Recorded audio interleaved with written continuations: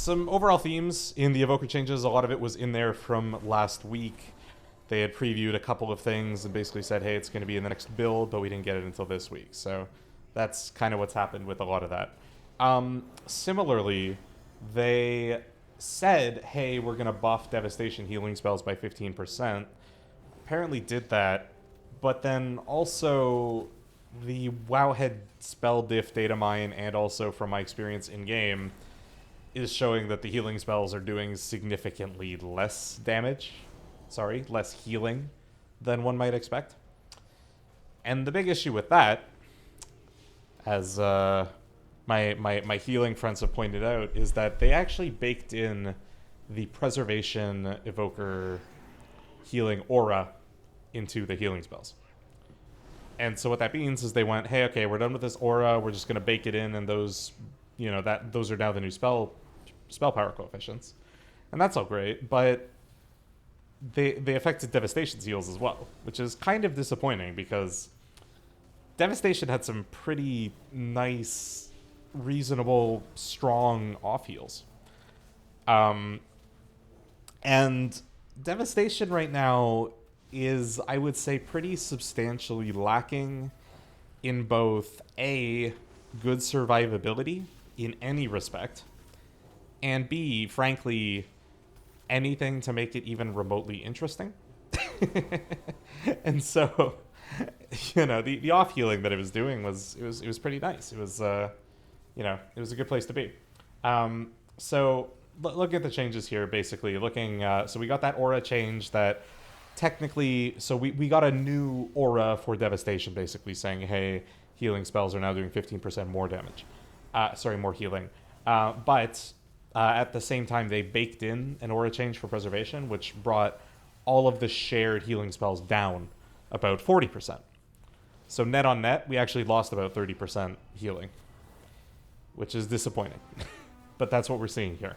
So we see Emerald Blossom is down to 150 spell power, Living Flame is down to 165 spell power on the heals. Not fun, not great, don't like that. I'll probably try and make a point to put something in the feedback about, hey, you said we're getting more healing, but actually we're getting much less healing, ? Explain yourselves. So that's kind of what's going on there. They also took the opportunity to rename a whole bunch of talents and spells, which I find extremely frustrating at this point in the expansion development, to be changing the names of a lot of these things. It's totally up to them what they want to do, of course, right? And some of these I don't necessarily hate. I don't think they're all great changes, but I understand some of them. But the big thing to me is it's really late in the cycle. We've already learned a lot of these names. We've started to talk to each other about them. We've been theory crafting, we've been discussing, and they've gone and just changed a whole bunch of shit. Never mind that I'm going to have to redo a bunch of the document stuff that I've been putting together, but nevertheless. But the biggest thing is that what they've done is they've actually renamed... They've swapped the names of spells in some cases, where, for example, Rescue was an ability where I would fly to someone and I would heal them. Well, now they've renamed Fly With Me to Rescue, and they've made Rescue something else. So now when I say Rescue, I have to clarify, no, I mean... Fly With Me, actually Fly With Me. Not Rescue Fly With Me, but Rescue, God, it's so complicated. Anyway, so I'm just a bit frustrated that they're doing that now in the cycle, but you know what? We'll get over it. So in the class talent tree, they've renamed Grove Tender's Gift to Panacea. They've renamed Pyrexia to Foci of Life. And they've renamed Suffused with Power to Instinctive Arcana. Yay. In the Devastation tree, they've changed Burnout. And Burnout was... this is something that we saw in the notes last week. So Burnout before, it basically said, hey, when you Fire Breath, you're going to have a faster Living Flame cast time for a few seconds.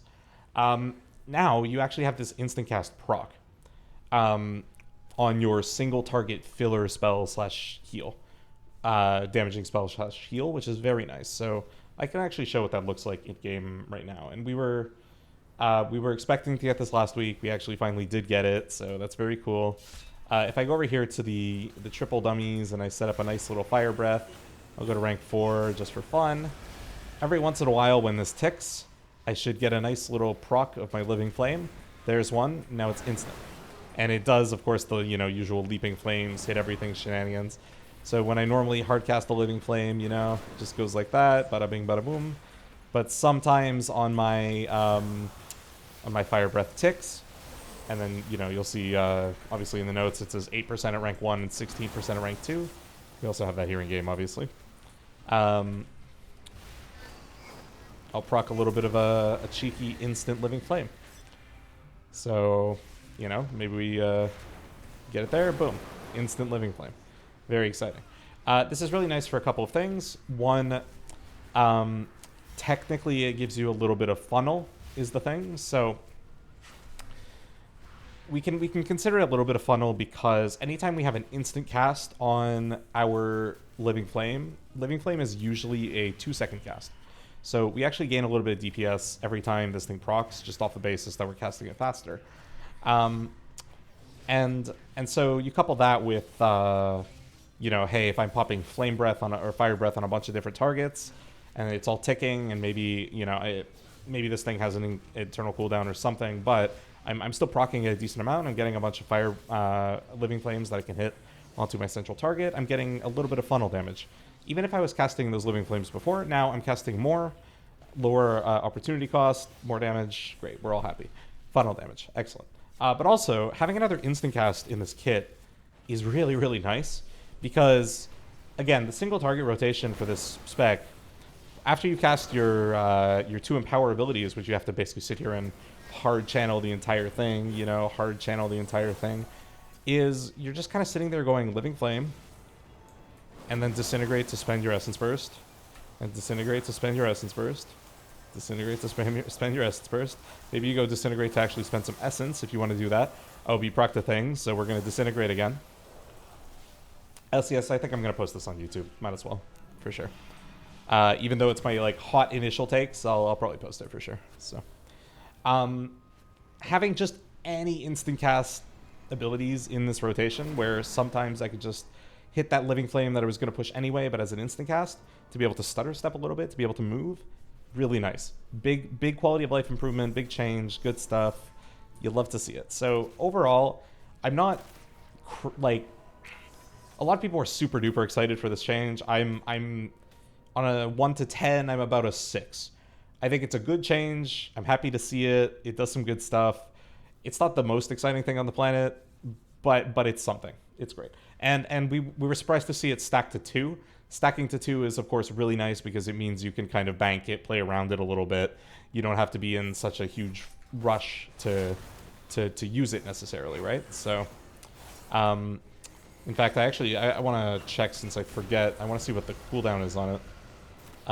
Or sorry, the duration. If I can get a proc, just one cheeky proc, just to show me.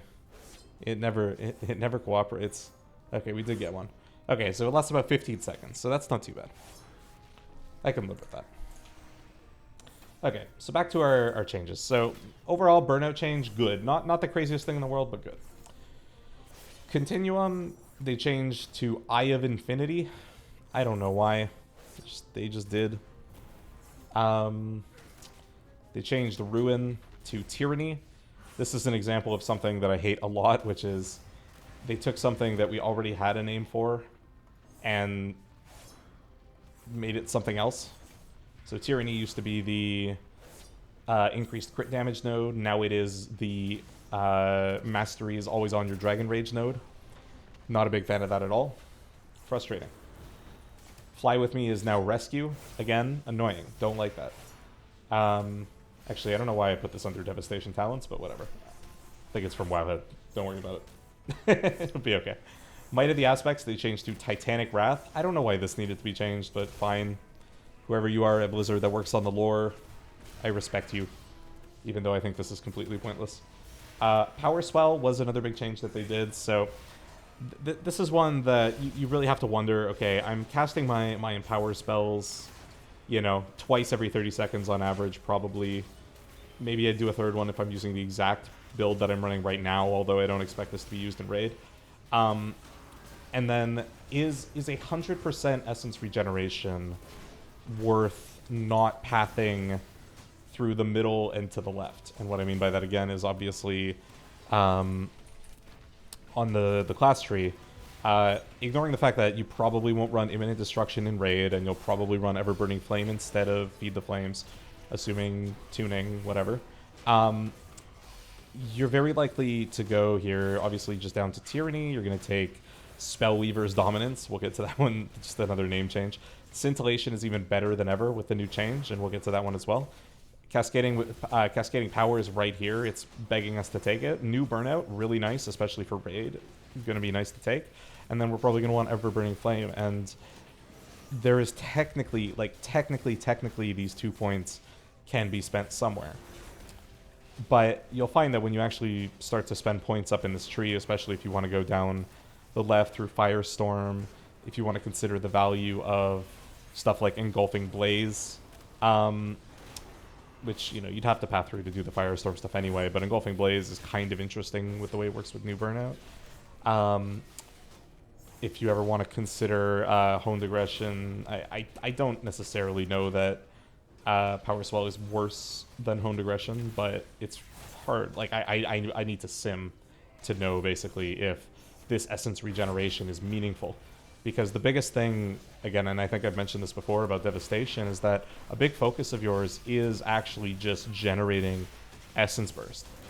And you generate a lot of Essence Burst with this setup, and you're also trying as much as you can to just generate Essence Bursts. So, when, you know, in general, Essence Regeneration is not a particularly attractive thing to invest in, necessarily. Now, if I just look at this naively, just down here, I go, okay, well, 1, 2, 3, 4, 5, 6, 7, 8. I've got 2 points. Right now I've got them in Imminent Destruction. I could potentially put them in Power Swell, although when I actually go and I flesh out the tree for Raid, I'm probably going to want to go down the left side for Firestorm, or I'm probably going to want the Shattering Star stuff. And if I'm on anything other than pure single target, I'm going to want E-Span. And, you know, potentially Charge Blast, depending on exactly what that fight looks like. So it's really hard to justify actually spending the nodes down here with a more raid-centric setup. I know it's kind of awkward looking at my, like, heroic dungeon build here right now, but, you know, bearing with me. If we can afford the points for Power Swell, the buff here is nice. So double regeneration rate for 4 seconds after your Empower Spell. You're going to want to... you're going to have to get into a bit of a habit to stagger your 2 empowers a little bit, such that you go Fire Breath and then you're, you know, waiting a little bit before doing your Eternity Surge. And that sort of approach actually plays nicely into Iridescence, because you actually need to give yourself a little bit of time to spend your red spells, for example, before spending your blue spells, right? So this playstyle synergizes well. Like, this area makes sense. It's just that from the numbers I've seen so far, I want this stuff, and there's not necessarily enough points to justify taking this. But if there are enough points, if when working through it, we actually get there, good change. Still not the most exciting node in my mind. I'd love to see something... We'll get to new Scintillation, but bottom line is Scintillation is probably my favorite node in this tree. It's also very powerful. So this is kind of the gold standard for, like, 2-point nodes down here in this bottom area of the tree. So if I'm sitting here, I'd like everything to be more like Scintillation. That's kind of where I'm coming from with a lot of these things. New Burnout, pretty nice. Imminent Destruction I'm running right now just because it's extremely frustrating in dungeons to have to wait for an entire rank 4 Empower like I've been doing. And maybe at the end, I'm on a bit of a roll talking, so I won't try and interrupt it, but if you've seen how long it takes to just cast up a rank 4 normally, you can see why I would put the 2 points in here. I don't think it's necessarily damage optimal. I think it's probably damage optimal to just deal with the long cast time on the Empower. However, my enjoyment on the beta right now is riding on me having these points. So in they go for now, and I'll be damned if I don't enjoy it while I can. So let's go back to the notes I put together at the very least. Power swell changes needed, unsure if enough, but needed if I'm going to consider taking power swell for sure. All right, so renewing Blaze, they quite literally didn't do anything to it. They just changed the wording so that it's easier to understand how it works. Renewing Blaze again basically says, when I push this button for the next 8 seconds, you're going to take any damage that I take, and you're going to slowly heal it back to me over the next 14 seconds. And so that's basically, you know, in theory, it's a good amount of self-healing. It's a good amount of survivability in that sense, but it doesn't protect you at all from strong burst damage. In fact, if you really think about it, you know, if you take 100% of your health in a short amount of time, that thing is doing nothing for you because it's healing it over about twice the length, twice the duration, right? So it's a really good effect. It's just, it doesn't really protect you from the most impactful moments in a raid where you would want a very strong defensive. So that's where Renewing Blaze is really struggling right now. It's not even just that spell is struggling, it's really Evoker survivability on the whole, in total, you know, including Obsidian Scales, including Twin Guardian, right? But this one, okay, no changes to it, fine. Does it need changes? Probably not necessarily. But I'd like to see Obsidian Scales be a little bit better, maybe. I'd like to see something so that I can push it in raid and have some level of confidence that I'm going to live. Because right now this isn't it. And with the priest changes that we got today, especially the the Desperate Prayer change, Healing Priest is in a much better spot. Not necessarily, you know, a top defensive class still, but definitely better than where they were before. I would say probably in an okay spot now, and I think Evoker is probably pretty close to the bottom now as a result. So it's really hard in that sense. But anyway, no major changes to Renewing Blaze. That's fine. Rescue was a really strong heal where you fly to an ally and you heal them. This was a victim of the Preservation aura baking in, nerfing all of the heals, which is really depressing. Now it's just a kind of mediocre heal, but there was one very important change here that's good. Now you can use it to heal yourself. So we were talking about, you know, Desperate Prayer. Okay, well, now at least I have an instant cast button that I can use to heal myself for a little bit now. Now it's not a lot of healing. It's not, you know, necessarily something that's going to make or break anything. I mean, I've got this button here. It's on a 24-second cooldown. I'm on 136,000 health, right? So it's doing about 15% of my health, or about a third of a health potion, right? Well, 15% of my health or a third of a health potion on the global cooldown, I might add, right? Is not very good. Like, it's not very good. It technically heals more than a Living Flame, right? So if I'm sitting here and I actually cast like a Living Flame on myself, you know, Verdant Embrace is technically healing more. But you can tell that I'm just kind of disappointed on the whole by what seems to have happened to our healing spells, and also that making this thing self-cast does not necessarily bolster our survivability as an Evoker necessarily. So something that I hope that they consider a little bit more here. So yeah, so the castable itself is nice since you couldn't do that before, but big victim of this spell power change here, which is disappointing. Ruin has now had its name changed to Tyranny. Great. And Tyranny has had its name changed to Spellweaver's Dominance, because of course, why not? And then the last thing here is Scintillation. So Scintillation is an extremely useful talent. It's extremely good. Basically said before, hey, you have an 8% chance every time you deal damage with Disintegrate to just throw a rank 1 Eternity Surge at your target. And if you had Eternity Span, it would hit 2 targets. And with Continuum, now Eye of Infinity, it would, if you crit, it would give you an Essence Burst. And Essence Burst we know is really strong, so that's all really good. And now what they said is, hey, you know what? We've gotten a lot of feedback, at least I hope this is probably what they heard, because I've been saying it. I hope other people have been saying it. Scintillation is a really satisfying proc when it goes off. You feel really cool when you cast Disintegrate and then bam, that Eternity Surge goes off. But it's really infrequent right now. In fact, it's pretty RNG heavy. It turns out if you do the quick math, you had before about a 28% chance to proc every time you, like at least once every time you Disintegrate. Now, like a 1 in 3, almost 1 in 4 is not really that reliable, you know? And it just means that it's very feast or famine. Well, what they've done here is they've absolutely improved the variance. They've reduced the variance. And they've said, okay, you now have a 15% chance every time you deal damage with Disintegrate to shoot that rank 1 Eternity Surge. It's going to deal a little less damage than before. So at the 2 points, it's going to do 60% of the Eternity Surge damage. But I want to point out a couple of things. One, if you actually do the math on this, it's a very, very slight buff. Not enough to really, talk about, but very slight buff. 2, the chance to proc here is 15% at both ranks. And it's just the power of the Eternity Surge that actually scales with the points. 3, of course, having it proc more reliably is just nice. Like, it'll feel good. But also there are interactions off of this. So again, we were talking about, Continuum, again, now Eye of Infinity. The fact that works with the crits off of this, right? So now we're more reliably proccing Eternity Surges. When those crit, we're getting more Essence Bursts. And when we're getting more Essence Bursts, well, we're less reliant on our Essence Regeneration, and we have a whole bunch, we do more damage with Titanic Wrath, previously Might of the Aspects, right?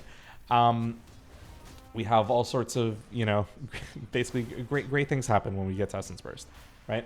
So this basically reads, hey, you more reliably get those Eternity Surges, you're technically doing a little bit more damage, because this is technically a buff, and it's also lower RNG, but also you're probably proccing more Essence Bursts. And that's really nice. So they took a node that was previously strong and made it feel a lot better, but it's also stronger now. It's very good. So there's almost no world where you'll not take Scintillation in pretty much every build.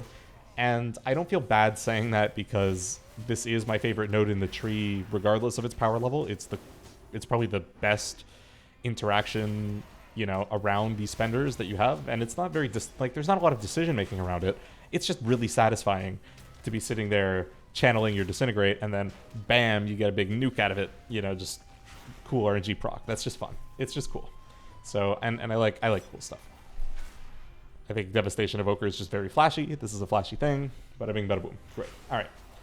And then I think the last little bit here is just the PvP talent. They've changed You're Coming With Me to Swoop Up, it says. Yeah, I don't know. Swoop Up. So, bottom line, overall, good changes. I would say so. I think they've still got a lot of work to do. I don't think they're necessarily looking at too many other really big interaction changes in this tree, although I'd like to see a little bit more spice, a little bit more something interesting. I would like to see a reason to spend 10 points down here for sure. I would, absolutely want to be, convinced that it's necessary to do so. I've been arguing personally that I just want to see Imminent Destruction somewhere else, because I want to take this always, but I'm worried that it's not good enough. This is the case of I want to take this node, but I'm worried it's not doing enough damage. So I'm still a little bit worried about this one. And I'm really worried about this spec's defensiveness. I'm worried that Obsidian Scales really isn't that great of an ability. Renewing Blaze is relatively situational and really not that great. I'm really concerned about the fact that they nerfed, they effectively nerfed Devastation's healing without really compensating for it in any meaningful way. And I don't know if that's just an oversight or what, but just a little troubling. And then Twin Guardian, of course, is just the most ridiculous way to do what is actually the strongest mitigation in this tree. The fact that I actually have to use Rescue, again, that thing where I fly to someone and then we both fly somewhere else, to get the biggest mitigation available to me, this 30% shield for 5 seconds. It's hilarious that I have to do that.